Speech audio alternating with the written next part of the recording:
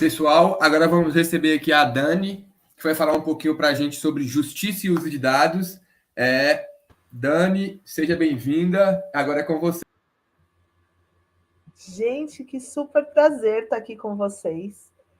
Estar na Latinoera é super. É um convite daqueles que eu não consigo dizer nem que eu vou pensar. Vocês podem ver que eu estou assim num pós-operatório, mas eu estou ótima para estar aqui com vocês.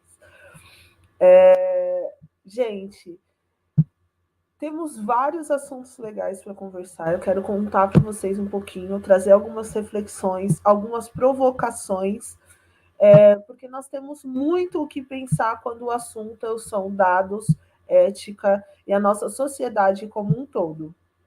Então, para quem não me conhece, eu sou a Dani Monteiro, eu sou mestre em engenharia da computação, TEDx Speaker, eu ganhei alguns prêmios dentro e fora do Brasil de Microsoft Regional Director, Microsoft MVP, da Google eu ganhei o Google Developer Expert, que é o GDE, ganhei o MongoDB Champion, no Brasil eu sou membro notável da A2AI, que é uma associação que fala justamente de inteligência artificial.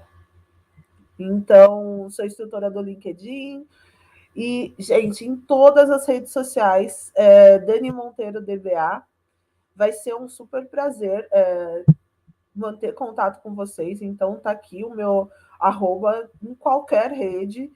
Eu uso muito o Twitter e recomendo, né, para quem na dúvida sobre qual rede social eu vou usar para saber das novidades técnicas. LinkedIn e Twitter são as que eu mais gosto. O Twitter, porque eu consigo ver novidades curtas, acessar rápido o que me interessa e partir para a próxima história. Então, me adicionem, estejam à vontade para falar comigo. Nem sempre eu consigo responder rápido, o geek o diga, mas eu sempre tento responder. Quem não está me vendo, eu esqueci de me descrever, me desculpem. Eu sou uma mulher negra, o meu cabelo está assim na altura do ombro, cacheado, estou com uma blusa de oncinha, no fundo é florido, super fofo, da casa da minha avó. A história assim, eu tinha que escolher onde gravar e eu escolhi gravar aqui porque eu adoro esse fundo e ninguém nem usa, ninguém mal tirou foto aqui, então eu falei, não, vamos usar o fundo florido da avó. Que mais? Eu não estou de óculos hoje. Eu comentei que eu tenho alguns microcurativos assim no rosto, porque eu fiz uma cirurgia recentemente. Hoje eu fui tirar os pontos. Então, perdoe se eu estiver falando meio assim, sem mexer a boca, porque para quem faz leitura labial eu sei que é horrível. Mas eu estou tentando, tá, gente? Ser o mais acessível possível. Para quem quiser falar comigo, me encontrar, além das minhas redes sociais, os meus sites, danimonteiro.rocks, onde está o meu perfil, o meu portfólio, está aí a atualização, mas está bem bonitinho. A Dani Academy, que é uma iniciativa de trazer uma plataforma de ensino de banco de dados e levar para a maior quantidade de pessoas possível. De Before Beginners, que é o meu blog, porque assim, gente, eu achava muito estranho o banco de dados sempre ser muito chato. Então, eu resolvi montar um curso que tivesse o meu jeito de falar, a minha cara. Então, de Before Beginners e a Grafeno Solutions, que é a minha empresa, onde eu falo, onde nossa principal atuação são em aspectos relacionados à LGPD. Eu vou contar para vocês, para quem tem menos de 30 anos, vocês não vão entender a piada, mas eu vou explicar. Essa é a Super Vic. E a Super Vic era um seriado dos anos 80, onde o cientista criava um robô e ele levava o robô para casa dele e para os vizinhos ele falava que era a sobrinha dele, mas assim, ela era muito legal, porque ela é totalmente binária. Então as pessoas esperavam que ela tivesse um trejeito assim para explicar as coisas, e ela era super direta, tinha uma super força. E eu sempre pensava que eu queria ter uma Super Vic. Meu pai trabalhava com eletrônica e eu pedi um dia para ele para a gente construir a Super Vic.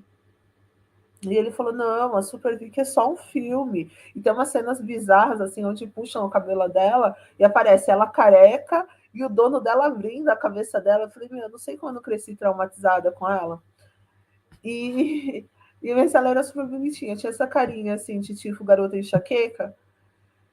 E aí eu queria muito construir a Super Vic e meu pai falou: olha, não dá para construir a Super Vic, só quando você crescer que você vai conseguir construir uma.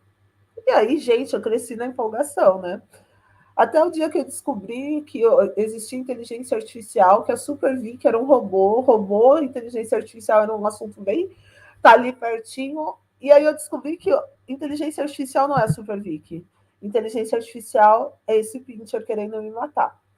Né? E nem sempre é fácil eu criar uma lógica para fazer coisas simples, como reconhecer uma imagem, como reconhecer um rosto. Imagina criar um robô que consegue dar resposta para todos os assuntos possíveis e imaginários. E aí, eu quero trazer algumas reflexões para vocês. Vocês já tentaram digitar mulher de sucesso no Google? Porque vocês vão ver que todas elas são brancas, com cabelo preso, mulheres brancas. Por que não a Maite Lourenço, que é fundadora do Black Rocks, que foi a primeira mulher negra a sair na capa da revista Exame? Por que ela não aparece como mulher de sucesso? Alguma coisa está estranha, né, gente? Por exemplo, reconhecimento de imagens. Uma mão preta segurando um objeto, a mão reconhecida, e o objeto, arma. Ok. Gente, eu e essa canetinha, eu adoro. Mas fica tudo zoado, mas eu vou tentar. Uma mão branca, segurando o mesmo objeto, termômetro, monocular, que eu nunca sei o que é a tradução. Alguma coisa está errada. Por quê? Porque a gente corre o risco de estar sendo injustiçado. E aí eu queria conversar com vocês sobre o que é justiça, né? E por que a gente tem tanta injustiça por trás de algoritmos, principalmente quando eu falo de machine learning. Como que eu posso evitar a injustiça? E por que eu posso lutar? Qual é o meu papel? Então, vamos trazer algumas palavras que elas não são novas. Confiança, né? Eu preciso confiar no resultado que qualquer algoritmo me traga. Eu sou o responsável pelo aquilo que eu coloco em produção. Não adianta pedir desculpa, tá? Eu preciso de modos para evitar injustiças. Antes de colocar qualquer coisa em produção, eu preciso pensar. Eu preciso trazer quais são os perigos. O problema de muitas soluções é quando a gente só pensa no caminho feliz. Não, nós temos que pensar nos problemas. Precisamos entender o que estamos fazendo, conhecer os nossos dados, conhecer os nossos algoritmos, para que a gente consiga entender o que estamos fazendo. Machine learning não é caixinha, inteligência artificial não é caixinha, e trabalhar com dados é trabalhar com a vida das pessoas, é trabalhar com uma das representações da vida de uma pessoa. Então, eu preciso ter muita certeza do que eu estou fazendo. Outra coisa que a gente sempre esquece, qualidade, né? Qualidade de dados é indispensável. Por quê? A gente corre o risco de colocar toda uma estrutura por água abaixo porque os dados não têm qualidade. Governança. Quem é responsável por cada dado dentro da minha organização? Como que eu sei a linhagem desse dado, né? Todo o processo, desde a extração até a geração de um resultado. E outra coisa, quais são os riscos que a organização assume quando coloca qualquer solução automatizada? Então, essas palavras elas vão conduzir todas as decisões que uma empresa tem que tomar. Por quê? Porque quando eu estou falando de inteligência artificial, eu estou falando que eu vou ter uma grande quantidade de dados. Esses dados vão ser utilizados para treino e teste de um algoritmo e, posteriormente, para esse algoritmo tomar decisões para as quais ele não foi diretamente programado. O problema é que quando eu uso dados, esses dados eles estão sendo gerados normalmente por homens brancos, né? Se você for pensar na história da tecnologia, os dados, principalmente se eu for pensar no período da escravidão no Brasil, nós não temos nem dados sobre quem foram as pessoas trazidas da África para o Brasil. Por quê? Porque isso geraria indenizações. Então, eu tenho a maior parte dos meus dados são de homens brancos. E aí, esses dados foram gerados por pessoas não diversas, e esses dados, eles vão fazer o quê? Dados de treinamento, eles incluem os nossos preconceitos. E aí, a gente precisa sempre estar explorando esses dados. Por quê? Porque diferentes pessoas eu vou ter diferentes relacionamentos com esses rótulos que eu estou tentando prever dentro da inteligência artificial. Então, eu fiquei muito preocupada com esse assunto quando eu estava assistindo um dia aquele seriado Chicago PD, não me julguem, porque eu adoro assistir Chicago PD. É um seriado que passa no Incêndio Canal. E um policial super gente boa, ele prendeu um cara acusando esse cara de ter matado 2 adolescentes. E ele usou como base para condenar essa pessoa o reconhecimento facial. Quando o cara foi preso, o acusado foi preso e foi assassinado na cadeia, ele descobriu que o reconhecimento facial estava incorreto. E aí, por conta disso, ele entra numa baita de uma crise. Enfim, e aí eu comecei a pensar, um homem negro foi acusado injustamente. Até esse momento, isso não estava tão próximo da minha realidade. Só que recentemente, um cientista de dados foi preso e justamente por causa do reconhecimento facial. Erros no reconhecimento facial. Por quê? Porque os meus dados não são diversos. E isso me trouxe um pânico tão grande que eu resolvi estudar. E aí meu primeiro ponto foi como que eu vou descobrir se os meus dados são ou não são justos? Como que eu consigo entender quais são esses dados e como que eu vou utilizá-los? O que é justiça? Porque aí eu estou falando como a Dani engenheira. E a Dani engenheira, ela precisa de números para conseguir mostrar o que ela está pensando. E aí nós chegamos a felizmente eu cheguei a estudos incríveis onde a definição de justiça ela começa agora a ser metrificada. Eu começo a entender o que é justiça. Para quê? Para eu conseguir medir, para eu conseguir avaliar e dizer se os meus dados são justos ou não. Então, a primeira classificação é a anticlassificação, né? Que significa que os atributos protegidos, como raça, gênero, bairro, eles não vão ser usados explicitamente para tomar as decisões. Isso é complicado. Outra definição de justiça é a classificação, que significa que as medidas comuns do desempenho preditivo, por exemplo, taxas de falso positivo, de falso negativo, elas são iguais entre os grupos definidos pelos atributos protegidos. E a calibração, que significa que, condicional às estimativas de risco, os resultados são independentes dos atributos protegidos. Então, se eu consigo medir, eu me torno mais responsável ainda, porque eu preciso saber qual é a medida que está sendo correta para aquela situação. Então, gente, eu começo a trazer a responsabilidade para os times técnicos, sim. As 3 definições de justiça, elas têm algumas limitações estatísticas super significativas. A exigência da anticlassificação ou da paridade de classificação pode perversamente prejudicar os próprios grupos que foram concebidos para ser protegidos. E a calibração, embora geralmente seja desejável, ela oferece pouca garantia de que as decisões sejam equitativas. Em contraste com esses critérios superformais de justiça, muitas vezes é preferível tratar pessoas com os riscos semelhantes, com base nas estimativas estatísticas precisas que o risco pode produzir. Então, tá vendo como não é só adotar alguma coisa pronta que nós vamos estar protegidos? Essa estratégia ela não é universalmente aplicável, mas geralmente ela se alinha bem com os objetivos da política. Essa estratégia, a gente tem que tomar cuidado, porque qual vai ser a estratégia para avaliar que seus dados são justos, né? Qual é a definição de justiça que eu vou usar? Na prática, vai ser necessário um esforço significativo para conseguir estimativas de risco adequadas. Então, vamos ter que definir e medir cuidadosamente os alvos da nossa previsão para evitar distorção nos dados. E mais que isso, não podemos resolver essas questões exigindo que todos os algoritmos satisfaçam as formalizações matemáticas e mais populares de justiça. Então, minha gente, vai muito além. Né? Então, para resumir, os dados de treinamento eles estão contaminados.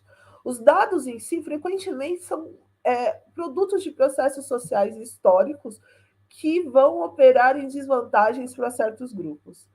Quando os algoritmos são treinados com esses dados, podem produzir e reforçar os preconceitos. Então, o nosso desafio vai ser entender esse viés, saber como ele surge para tentar corrigir. Então, eu tenho várias causas aí de viés, desde o tamanho da amostra, exemplos contaminados, a quantidade de recursos, proxies, e o proxy é muito interessante, porque às vezes a gente fala assim, se vamos supor, renda está sendo um atributo que está prejudicando alguma parte dessas populações, então eu vou tirar a renda. Mas, por exemplo, o bairro, eu consigo definir se é um bairro rico ou pobre, e eu vou ter por dedução que naquele bairro moram pessoas ricas e naquele outro bairro moram pessoas pobres. Então, esse atributo, bairro, é um proxy para um outro atributo. Então, a gente precisa tomar muito cuidado. Por quê? Porque se eu posso medir, gente, eu posso decidir, eu posso me responsabilizar, e isso vai muito além de pedir desculpa, né? Tipo, eu não sabia que isso podia ser um problema. Então, eu quero dar um exemplo bem interessante disso, foi com uma máquina fotográfica que usava um algoritmo para ver se as pessoas, se a pessoa que estava sendo fotografada estava ou não piscando. E aí começaram a verificar que sempre que ia ser tirada uma foto de uma pessoa oriental, aparecia que a pessoa estava piscando. Ou seja, qual foi o problema? O algoritmo ele não conseguia identificar a pessoa piscando, porque durante o processo de treinamento e de teste desse algoritmo, não tinham dados de pessoas orientais. Então, por que a gente fala tanto de diversidade? A diversidade vai muito além de ter empresas super hypes trabalhando e falando que está contratando mulheres, que estão contratando pessoas negras, que estão contratando deficientes. Diversidade é uma estratégia de lucro. E mais do que isso, diversidade é uma maneira de entregar produtos melhores. E quando eu falo de inteligência artificial, a diversidade é extremamente importante para gerar dados de diversas populações. E aí eu consigo começar a treinar os meus algoritmos com dados mais diversos, e aí sim eu começo a trazer soluções mais justas. E isso é um problema, porque quando a sua empresa não está preocupada com justiça, ela não está preocupada com o uso ético dos dados, ela começa a perder a oportunidade de atender certos grupos. Então, por exemplo, atender. Tem poucos negros no quadro executivo de empresas? Tem. Mas, por exemplo, eu vi um caso da Oprah que foi comprar uma bolsa numa loja da Suíça e ela foi extremamente maltratada por ser uma mulher negra, mas era a Oprah. Então, isso causou, assim, ela falou para a vendedora que ela poderia ter comprado a loja, mas ela não ia gastar o dinheiro dela naquele lugar. E ela levou isso para o mundo inteiro. Então, você vê como não atender uma parcela da população pode ser um prejuízo muito grande. Então, o que acontece, né? Como que nós vamos falar de justiça sem considerar nos nossos sistemas? Como que nós vamos trabalhar com as nossas informações sem ser injusto, né? Sem trazer problemas sociais? Então, a gente precisa formular, precisamos medir, precisamos avaliar para que a gente não cometa esse tipo de erro. Então, não tem uma fórmula perfeita, infelizmente, mas nós temos como evitar alguns problemas. Por quê? Porque se eu consigo medir, se eu consigo ter um número, eu consigo avaliar. E para isso, existem alguns pacotes fantásticos aí, pacotes em Python, que permite que os desenvolvedores consigam avaliar a imparcialidade dos seus algoritmos.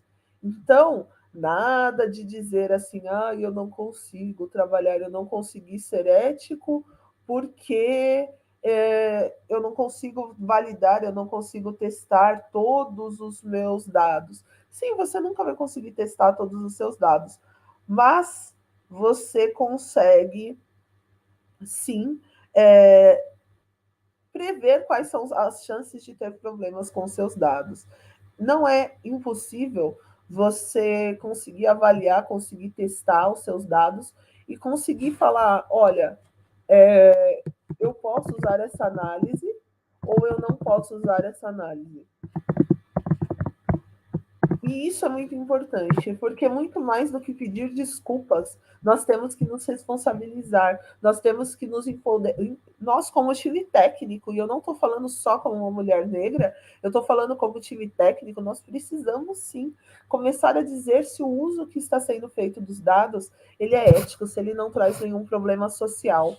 Por exemplo, o uso de dados de saúde, o uso de dados coletados de Apple Watch, por exemplo, nós precisamos avaliar, nós precisamos ver para que a gente consiga ser uma parte ativa. Então, precisamos cada vez mais estar conscientes desses métodos e saber que nem sempre nós vamos ter trabalho, vamos ter muito trabalho, não vamos conseguir trabalhar, criar mais nada, nada disso. Não, não, nós vamos sim. Nós somos capazes e nós temos métodos para isso. Então, não se enganem com essa ideia de que os meus projetos não cabem esse tipo de ferramenta. Uma das ferramentas que eu gosto muito é o Fairlearn. Eu gosto por ser uma ferramenta open source, por ser mantida por. Tem muita gente pesquisando. Ela fornece uma série de algoritmos, então eu posso escolher qual deles eu vou usar. E um painel que é super bacana para eu conseguir ver como que os seus algoritmos estão se comportando. Outra possibilidade é usar o AI Fairness 360, que é um kit de ferramentas também open source. A IBM é a principal empresa mantendo o AI Fairness e ela ajuda, e ela é muito simples, eu vou mostrar para vocês. Ela vai te ajudar a examinar, relatar e ver, porque aí eu consigo reduzir a discriminação. Então, por isso que eu estou dizendo que não é nada extremamente complexo, nós temos possibilidades, então, os dados que vão ser usados para fornecer para o meu algoritmo, o que eu vou fazer? Eu vou fornecer vou avaliar esses dados com essas ferramentas e eu vou começar a ter uma ideia se elas estão sendo preconceituosas, se estão trazendo algum problema de preconceito ou não. Lembrando novamente que nós precisamos ir muito além, né? Nós temos muita coisa bacana surgindo aí quando eu falo de inteligência artificial, mas elas podem ser perigosas. Então, a partir do momento que eu posso trazer qualquer problema para a sociedade, então eu começo a precisar pensar muito bem se essa solução ela vai ser usada ou não. Opa, descobri agora umas ferramentinhas aqui, eu quero voltar para o.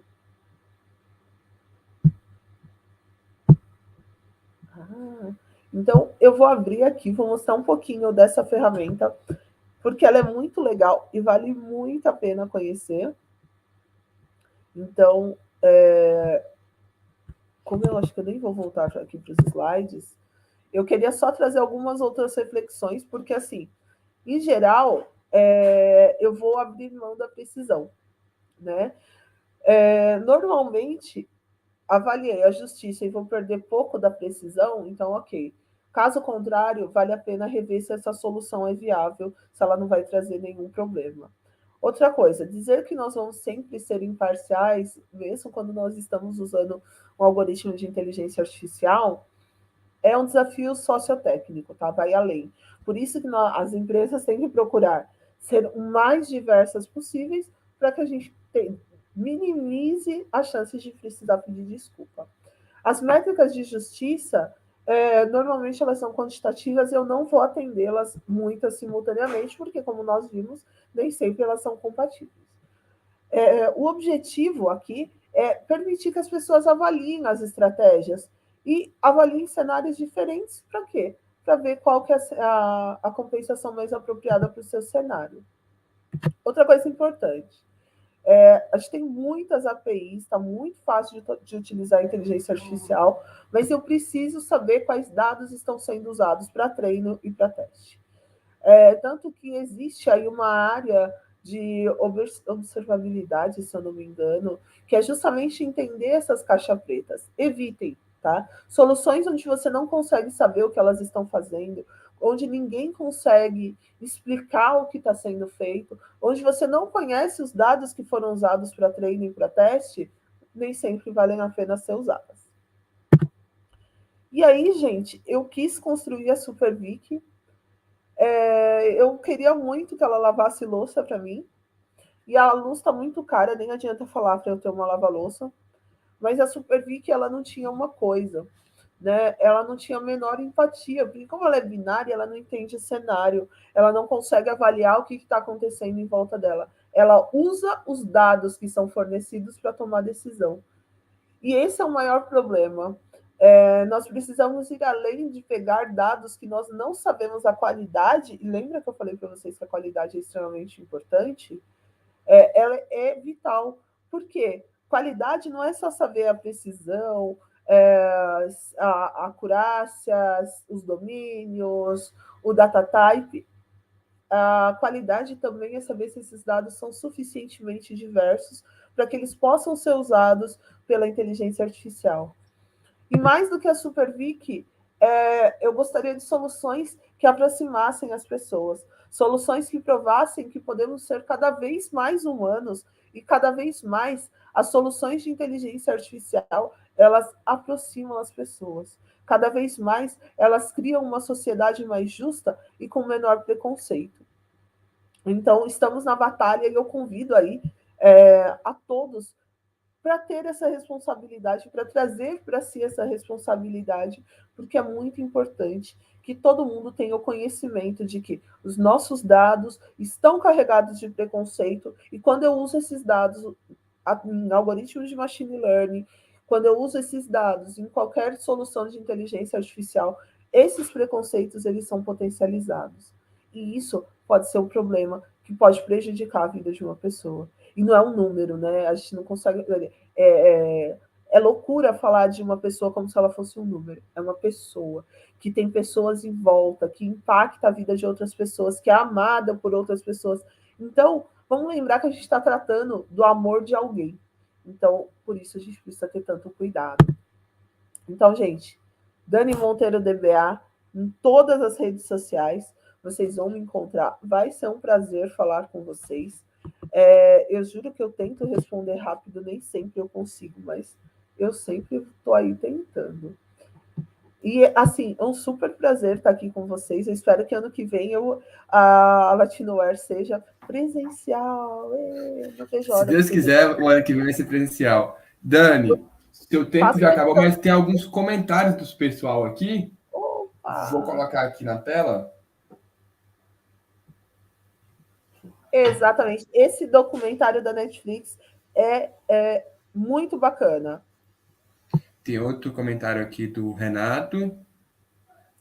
Exatamente. Um do Gabriel também. Que esse aqui ficou bem famoso, né? O algoritmo do Twitter que o pessoal começou a ensinar ele a ser nazista, racista e tudo mais. Exato. E, são os dados que estamos fornecendo. E aí a gente começa a ver essas coisas bizarras. Sim. E por último... Nesse caso do professor tailandês, eu não sabia. Vou pesquisar mais, Renato. Obrigado por me falar disso. E é isso, Dani. Muito obrigado. Espero te encontrar lá o ano que vem. Espero que sua recuperação se recupere o mais rápido possível da sua cirurgia. Agradecemos por você estar aqui, mesmo assim, viu? Muito obrigado. E é Obrigada isso. Obrigada a vocês, gente. Beijo para todo mundo. Aproveitem o evento, gente.